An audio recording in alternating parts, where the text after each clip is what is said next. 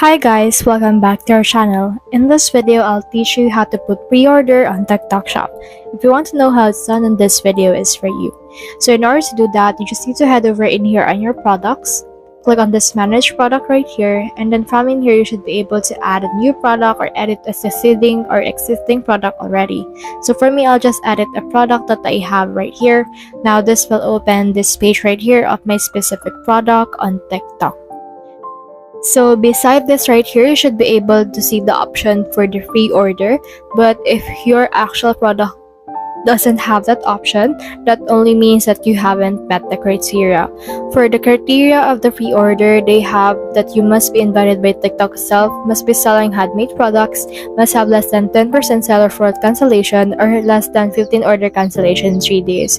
So if you meet those requirements, then you should be able to enable the free order option of your product on your specific TikTok shop.